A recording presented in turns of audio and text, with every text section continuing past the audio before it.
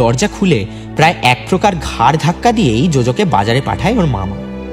রাস্তায় বেরোনোর পরেও বাড়ির থেকে মামার চিৎকার শোনা যাচ্ছে, আর তার সাথে মামির উস্কানি, নেহাত বোনটা আমার অকালে মরল, নয়তো আজকেই এই অপদার্থটাকে বাড়ি থেকে তাড়াতাম, শুধু ফুটানি মারা। মামা গজগজ করতে থাকে। মামি পাশ থেকে ফুট কাটে, জোজোকে তাড়িয়ে দিলেই বাকি, এক গাদা টাকা খরচ, তাড়িয়ে দাও। সকালের মিঠে রোদ সমস্ত রাস্তা জুড়ে ছড়িয়ে রয়েছে। ঘুম এখনো ঠিক মতো কাটেনি জোজোর। গতকাল রাতে ঘুমোতে ঘুমোতে বড় দেরি হয়ে গেছিল। জোজো উদাস মুখে ক্লান্ত চোখে রাস্তা পার হয়ে বাজারের পথ ধরে। ও হ্যাঁ, যা বলা হচ্ছিল সেখানে আবার ফিরে আসা যায়, অর্থাৎ 3 বছর আগে। বহু প্রতীক্ষার পর জোজো ডিটেকটিভ এজেন্সিতে কাজ পেল, কিন্তু প্রপার গোয়েন্দার কাজ নয়। কোনো রেকমেন্ডেশন ছাড়া, বিনা কোনো প্রতিদ্বন্দ্বিতায় ওকে এজেন্সিতে রিক্রুট করা হয়েছে। তাই প্রথম 6 মাস ওকে এক অন্য দায়িত্ব দেওয়া হয়। এজেন্সির এক দুধে গোয়েন্দা হরিয়াপ্পাকে অ্যাসিস্ট করতে হবে। হরিয়াপ্পা হচ্ছে 4th আই ডিটেকটিভ এজেন্সির বেস্ট গোয়েন্দা, কলকাতা শহরের সম্পদ। জোজোর অবশ্য অ্যাসিস্ট করা নিয়ে কোনো সমস্যাই নেই, ভালোই হবে, বরং ফিল্ড ওয়ার্ক করা যাবে। একেবারে ময়দানে নেমে গোয়েন্দাগিরি কেমন করে করতে হয় তা শিখতে পারবে। যেমন কথা তেমন কাজ। পরের 6 মাস জোজো নাওয়া খাওয়া ভুলে হরিয়াপ্পার সঙ্গে ঘুরল, অবজার্ভ করলো, অনেক কিছু শিখল।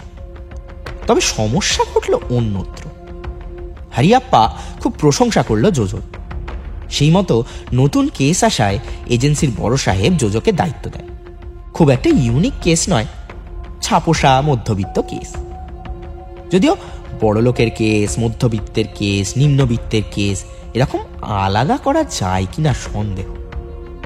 সেই কেস হচ্ছে একজন ভদ্র মহিলার মনে হয় যে তার স্বামী নির্ঘাত কোনো পরকীয়া সম্পর্কে আবদ্ধ হয়েছে, এবং এই ডিটেকটিভ এজেন্সির কাছে আসা এই হেতু নিয়ে যে ওর স্বামীর এই গোপন সম্পর্কের প্রমাণ তাদেরকেই জোগাড় করে দিতে হবে।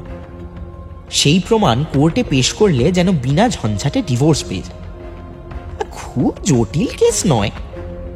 শুরুয়াত হিসেবে জোজোর পক্ষে ভালো ইমপ্রেশন রাখার খুব ভালো সুযোগ ছিল, কিন্তু না, তার হয়ে উঠল না। সেই ভদ্রমহিলার স্বামীর গোপন মুহূর্তের ছবি তোলার জন্য জোজোকে বিভিন্ন জায়গায় যেতে হয়। এমনকি সারা রাত গঙ্গার ঘাটে বসে মশার কামড় খেতে হয়েছে। এত কষ্ট করে বেশ কিছু ছবি জোজো তোলে। তবে বিপদ ঘটল অন্য জায়গায়। পরকীয়ায় আবদ্ধ সেই ভদ্রলোকের পিছু নিতে নিতে জোজো এক রাতে ভাঙা গোরস্থানের রাস্তায় এসে পৌঁছয়।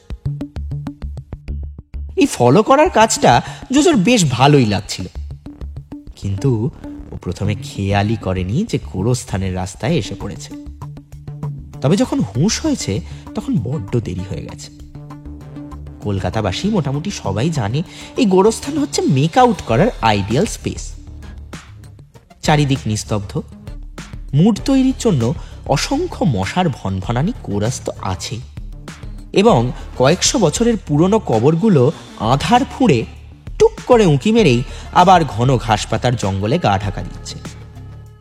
গোরস্থানের রাস্তায় বিশেষ আলো নেই, আর সেই জন্যেই এই রাস্তায় ঢোকা মাত্র জোজো ওর টার্গেটকে খুঁজে পাচ্ছে না। গেল কোথায় ভদ্রলোক? সর্বনাশ হয়ে গেছে। জোজো মনে মনে ভাবতে থাকে, এই রাত বিরেতে কোথায় এসে পড়লাম। বাইরে থেকে গম্ভীর ডোন্ট কেয়ার ভাবটা ধরে রাখলেও জোজো যে ঠিক কতটা ভীতু সেদিন রাতে তা ওর চোখে মুখে ফুটে উঠেছিল।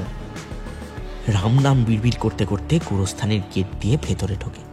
প্রথমে ভেবেছিল গেটে দারোয়ান থাকবে, কিন্তু কাউকে দেখতে পায় না। জোজো চুপচাপ গা ঢাকা দিয়ে ভেতরে ঢুকে পড়ে। গাঢ় অন্ধকার, কিচ্ছু দেখা যাচ্ছে না। বড় বড় উঁচু সাদা মার্বেলের ফলকগুলো আলকাতরার মতো কুচকুচে অন্ধকারে ঢেকে গেছে। কাছ থেকে কি কোনো শব্দ হলো? কেউ যেন হেঁটে চলে গেল ঠিক ওর পাশ দিয়ে। এরকম অন্ধকারে সে ছবি বা তুলবে কি করে? বেকার আশা হলো। তার চেয়ে বরং ফিরে যাওয়াই ভালো। যেমন ভাবা তেমন কাজ। ভেতরে ঢুকে কাজ নেই। যে দরজা দিয়ে ঢুকেছে জোজো, সেই দরজা দিয়ে বেরোনোর সময় কেলেঙ্কারি। অন্ধকার গোরস্থান জুড়ে হঠাৎ করেই 3-4খানা টর্চের আলো ঝলমল করে উঠল। খ্যানখ্যানে গলায় কে একজন চিৎকার করে বলল, কে রে, কে ওখানে? সকালবেলা হলে তো ভয় পাওয়ার কিছু ছিল না, কিন্তু রাত বলেই বোধহয় জোজোর গলাটা শুকিয়ে গেল, হাত পা ঠান্ডা হয়ে জমে যাওয়ার উপক্রম। আবার সেই খ্যানখ্যানে গলায় ডাক, এই রুক কে, দাঁড়া বেটা, আজ হাতে নাতে পাকড়েছি, রোজ রোজ রাত মে মজা কি? আর বলতে বলতে টর্চ অস্ত্রধারী একদল মোটাসোটা গার্ড জোজোর সামনে এসে হাজির। জোজো খানিকটা যেন ধরে প্রাণ পেল। যাক বাবা, অন্তত মানুষ, জল জ্যান্ত মানুষ। ও তো ভেবে বসেছিল আজকেই বোধহয় ওর শেষ রাত। কবর ফুঁড়ে সাহেবের ভূত ওর খাটটা মটকালো বলে। সেই খ্যানখ্যানে গলায় গার্ডগুলো জোজোর রোগা লিকলিকে হাতখানা খপাত করে ধরে বলে, এ ধারা। সে গায়ে কি জোর! হির হির করে টানতে টানতে জোজোকে নিয়ে যাওয়া হয় গার্ডের ঘর। ইতনা রাত কো কবরস্থান মে ক্যা কর রহে হো? জোজোর হিন্দি হচ্ছে জটায়ুর হিন্দির থেকেও এক কাঠি উপরে। সাময়িক ঘাবড়ে যাওয়া ভাবটা কাটিয়ে কনফিডেন্সের সাথে জোজো উত্তর দেয়, मैं गोविंदा हूँ, detective Sherlock Holmes, Byomkesh Bakshi, then myself, detective Jojo. क्या बोल रहे हो? डिफेक्टिव जोजो? नहीं नहीं, डिफेक्टिव नहीं, डिटेक्टिव डिटेक्टिव। দুজন গার্ডকে এই বোঝাতে বোঝাতেই মিনিট 5 কেটে যায় যে জোজো হচ্ছে গোয়েন্দা, এবং যথাক্রমে এত হৈহট্টগোলে পাখি ফুরুত। গোপন মুহূর্তের সম্পদ, একমাত্র প্রমাণ ফটোগ্রাফ, সে আর নেওয়া হলো না জোজো। সেই রাতে খালি হাতে এজেন্সিতে ফিরে এলে পর প্রচন্ড মুখঝামটা খেতে হয় জোজোকে। তখন খুব কান্নাও পেয়েছিল, কিন্তু কি আর করার আছে, যা হচ্ছে মেনে নিয়ে এগিয়ে চলতে হবে। এরপর আরো সতর্ক হয়ে আগামী দিনের কেসগুলোকে হ্যান্ডেল করতে হবে, তা জোজো বুঝতে পারে। কিন্তু সমস্যার তো শেষ আর এখানে নয়। এরপর গত 3 বছরে টানা 10খানা কেসের দায়িত্ব জোজোর ঘাড়ে এসে পড়ে, এবং যথাক্রমে 10টাতেই সে ব্যর্থ হয় সলভ করতে।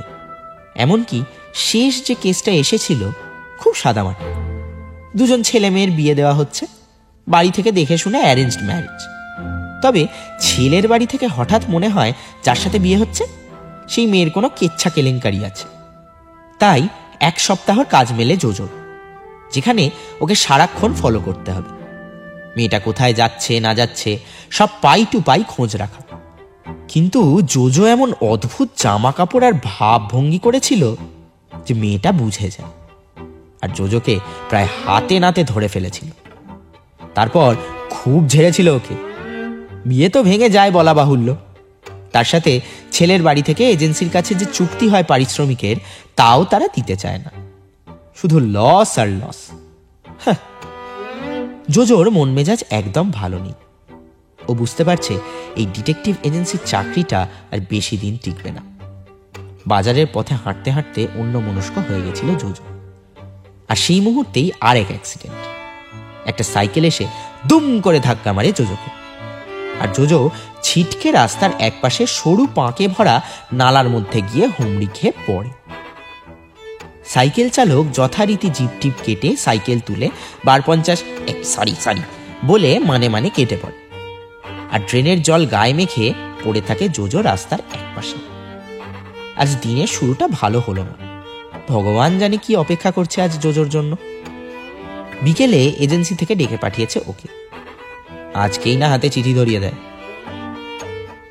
বেরিয়ে যাও এজেন্সি থেকে, প্রয়োজন নেই তোমার, অকর্মার ঢেকি, গেট আউট।